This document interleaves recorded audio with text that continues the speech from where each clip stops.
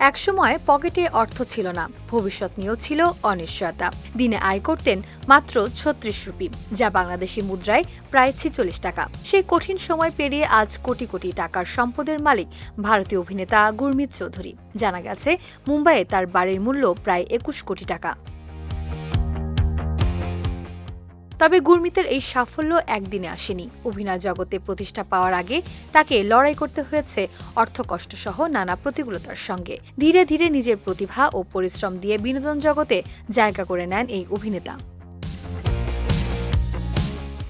তার ক্যারিয়ারের শুরুটা হয়েছিল ছোট পর্দা দিয়ে।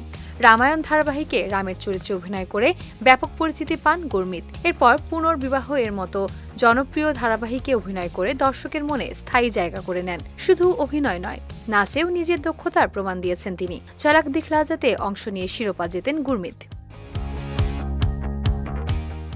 টেলিভিশনের সাফল্যের পর বলিউডেও পা রাখেন এই অভিনেতা।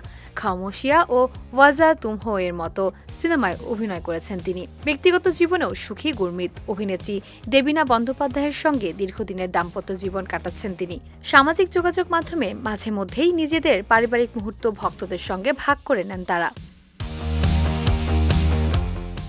বর্তমানে নিজের একটি ফার্ম হাউস তৈরির ইচ্ছাও রয়েছে গুরমিতের। একসময় যেখানে প্রতিদিনের খরচ চালানোই ছিল কঠিন, আজ সেখানে নিজের স্বপ্ন বাস্তবায়নের পরিকল্পনা করছেন তিনি। গুরমিতের এই যাত্রা তাই শুধু অর্থ সম্পদের নয়, বরং পরিশ্রম ও সাফল্যের অনুপ্রেরণাদায়ী গল্প।